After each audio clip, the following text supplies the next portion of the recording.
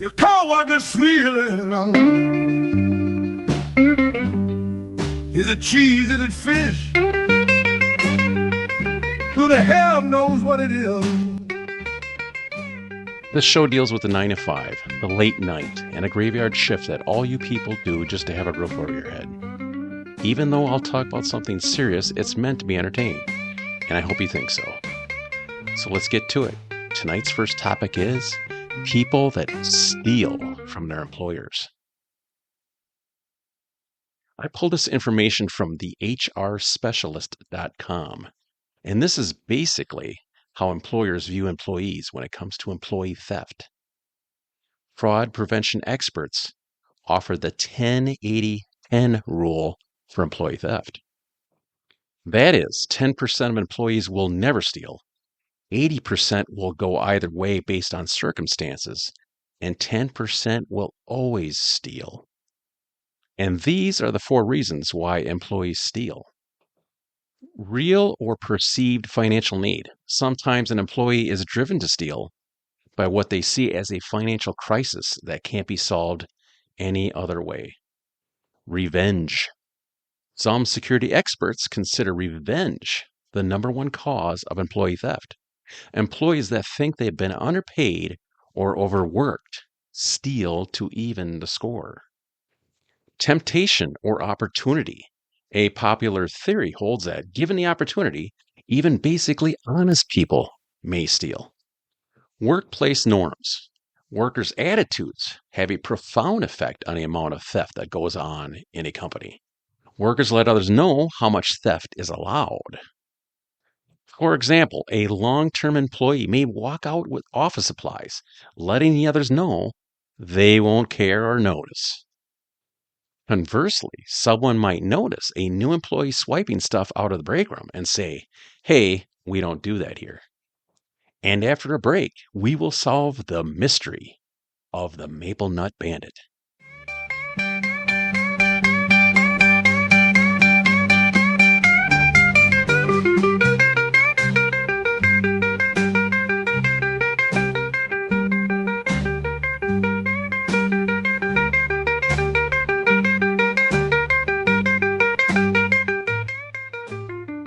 Yeah, see, some people never learn that crime doesn't pay. All the way from donuts to dollars, they feel like they can lift anything. Tonight's episode of Five Fingered Mysteries is the Maple Nut Bandit. And Five Fingered Mysteries is brought to you by Speedfitters, a book about the dystopic world of 2048 Chicago, available at any bookstore you can think of.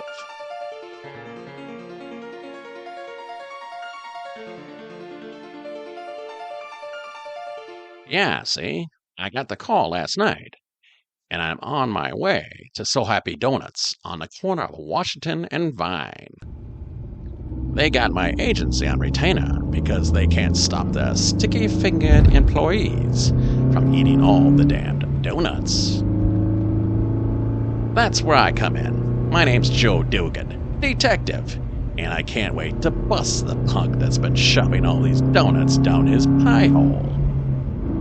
Pull into the parking lot, and Big Boss, Tony Rufo, flags me down.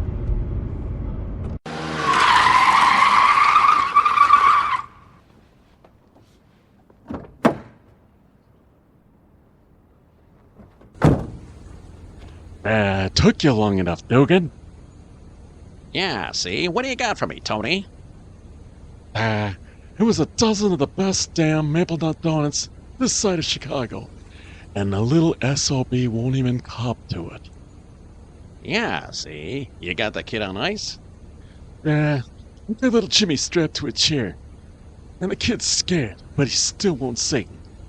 Yeah, see, how long has he been strapped to the chair? About 10 hours. I want to soften him up for you. I even wiped some dough in his face to teach that little dirty dog a lesson. Yeah, see, I walk inside the back store and can tell that the punk's been strapped to a chair for a long time because he's using his jeans as a urinal. I glance around for something to use as a spotlight to put the focus on this kid. And the only thing I can come up with is a heating lamp. This should add some sweat to this kid's forehead. I position the lamp toward his face. Yeah, see, I got questions for you, little Jimmy. Everyone's fingering you for the maple nut donuts, so just start talking. Little Jimmy's face turns flush as he leans down, as much as the straps allow, and pukes all over my Italian alligator loafers. Son of a... I stare down at the doughy mass of rejection covering my shoes and lean over, swiping a drippy mass with my middle finger, staring at the ooze that slowly drips to the floor. There's only one way to know if little Jimmy is the guy without running this to a crime lab, and I ain't got the time to send this FedEx. I imagine I'm the baby bird, taking what mommy gives me out of her beak, and stick my middle finger in my mouth, nearly gagging myself. I swirl it around, using my mouth to solve this crime. This tastes like cinnamon swirl. Little Jimmy isn't our guy, and now we've got a bigger problem. We'll never know who ate the maple nut donuts. And sure shooting, little Jimmy is going to get a lawyer tomorrow and sue all our asses.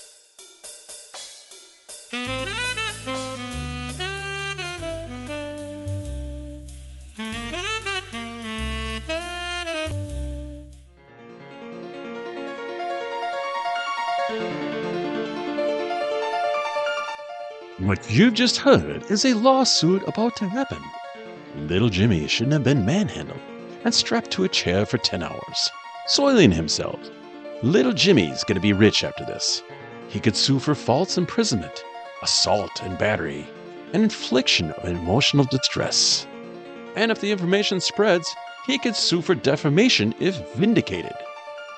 So if you're ever in little Jimmy's spot, remember, they shouldn't be strapping you to a chair, rubbing dough on your face, trying to prove you're the maple nut thief.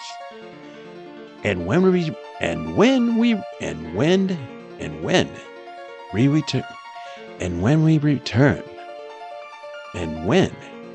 return from a break, the second part of the show will the second part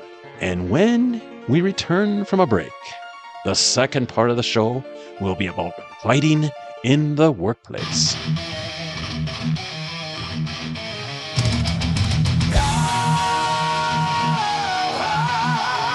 Your co-worker smells. Is it cheese? Is it fish? Who the hell knows what it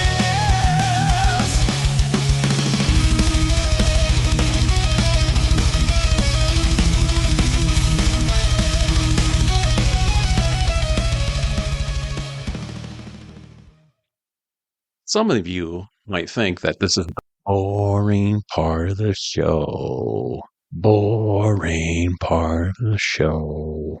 Boring. Boring. And you're probably right. But I feel a sense of responsibility.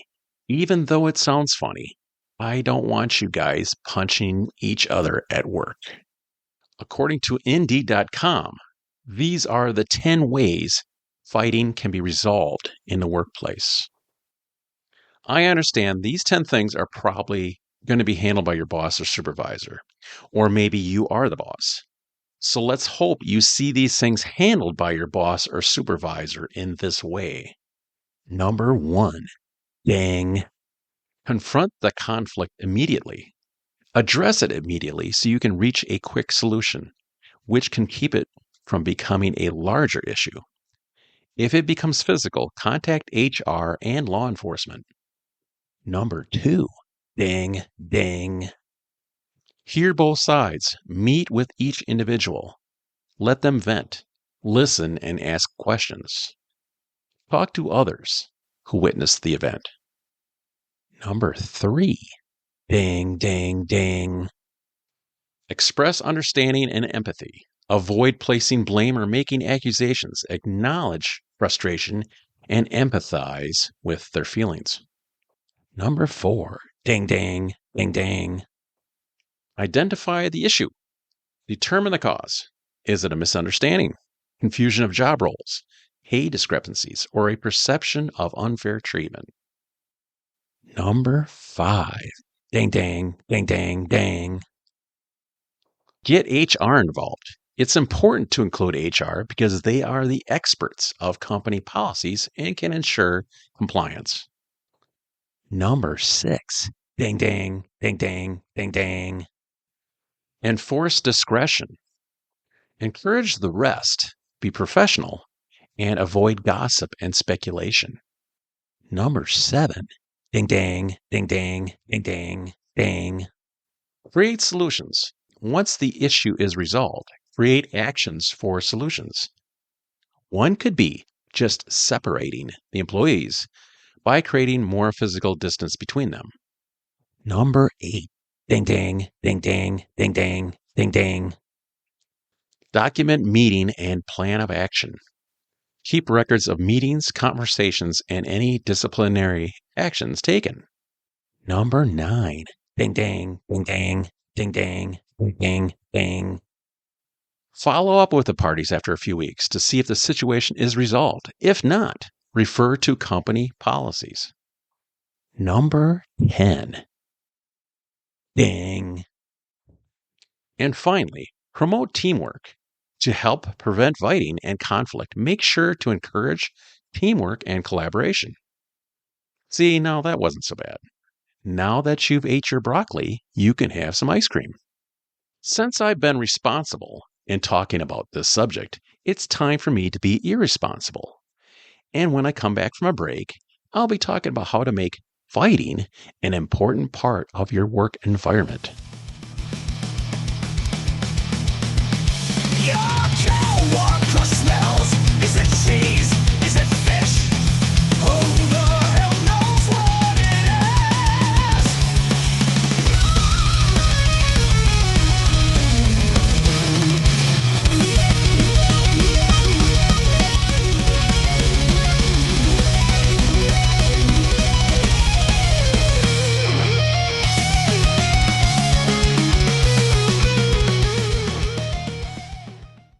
Let me say this first. I was warned by someone else that I better use a disclaimer so you people aren't punching each other at work.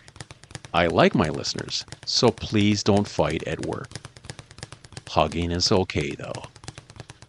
This is for comedy purposes only. And if you want to punch people at your job, become an MMA fighter.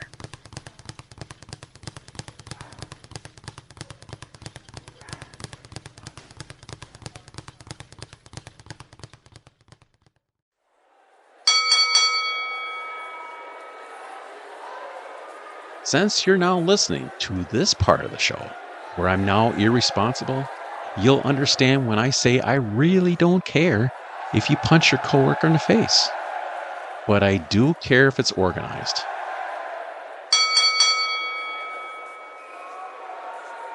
In this corner, we have the challenger, Tanya from marketing, who says she's sick of Lisa's shit. And said, if that little bitch takes credit for my work one more time, I'm gonna beat her ass in the parking lot.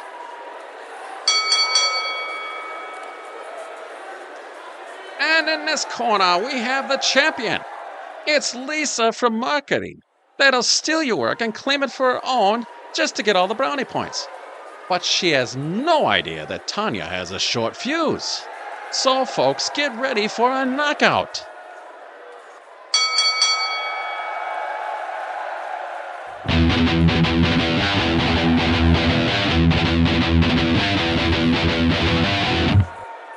If you're fighting in an office, warehouse, or other work environment, you should remember this one important tip. Don't pick a fight with someone above your weight class.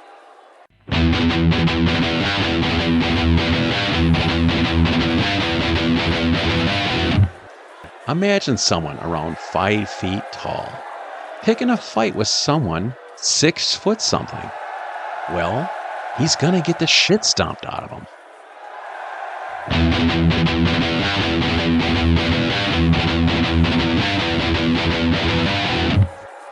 If you're gonna start a rumble with someone in IT, Let's at least make it entertaining and not have a 2-second beatdown.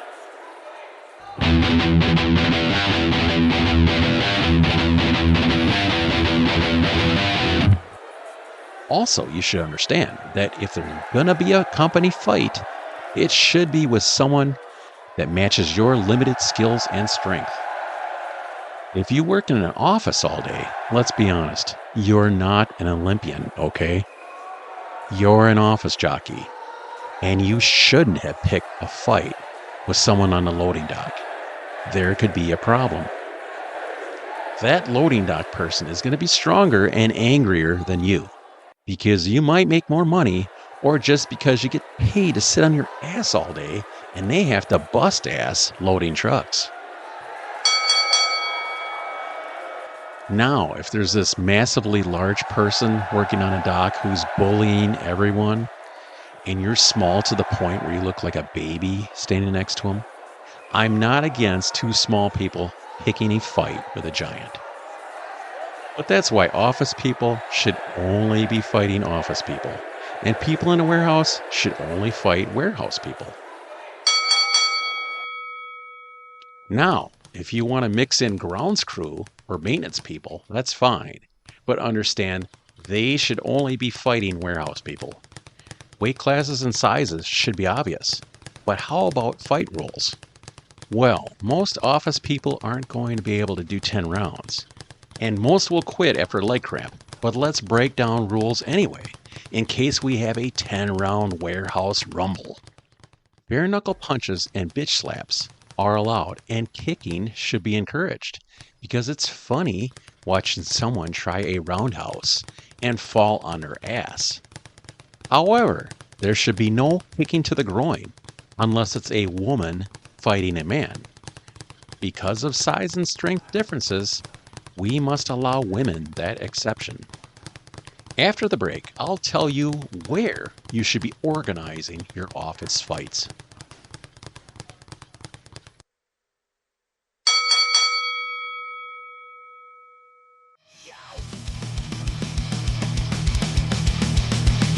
Your coworker smells. Is it cheese?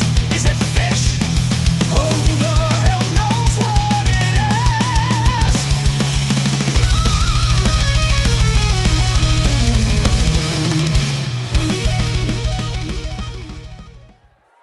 It's best to have the fights in the center of the office so everyone can see you embarrass yourself because you really don't know how to throw a punch. Ever watch two cats or two babies fight? An empty cubicle can work, or the aisle between cubicles, if wide enough. Obviously, the boss or supervisor should be the referee, because if you don't include them, the fighters will be fired, for sure. Betting should only be allowed if the fighters are similar in size and skill, because if they aren't, you'll have to create different betting stakes, and this ain't Vegas. The fight should last until one person says, "That's enough, man, I just tore my shirt," or starts crying. Taunting the fighters who continue should be encouraged, because who really wants to go back to work? If one fighter happens to hurt themselves, like falling on the office printer or leg cramps, then the fight has concluded. Everyone should now determine who the winner is and the lucky bastard who won a bounty of 20s.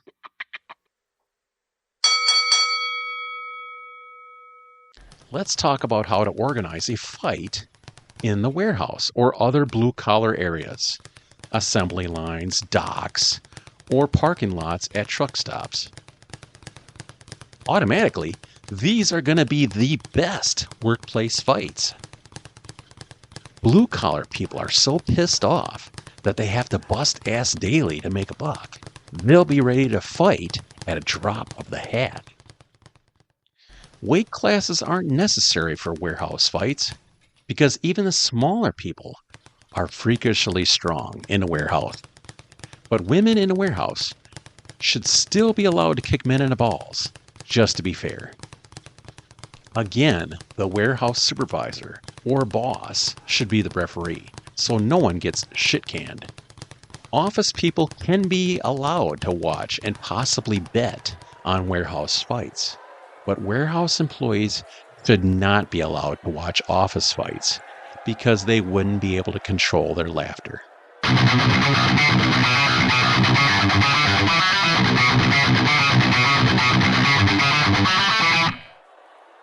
Fights in a warehouse should take place wherever there's enough space, probably near the loading docks. Don't allow warehouse combatants to grab weapons because they hate their jobs so much they'll probably kill the other person. Since the fighting could be fierce, allow the fighting to dissolve into two groups that have to fake hold the fighter's back. And finally, the warehouse supervisor should say something like, "Oh, just kiss and make up, you assholes." understand what I just described is not sanctioned by any fighting association and shouldn't be considered legal in any state that allows sports betting. All right, everybody, this is the end of the show.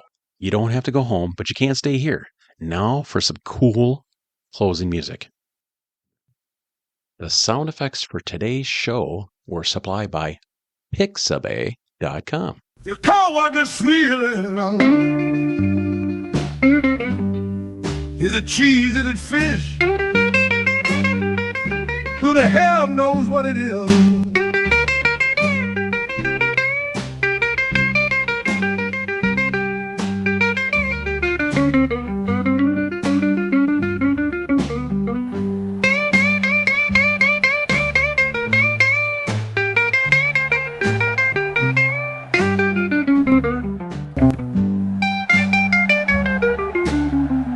Your coworker smells. Is it cheese? Is it fish? Who the hell knows what it is?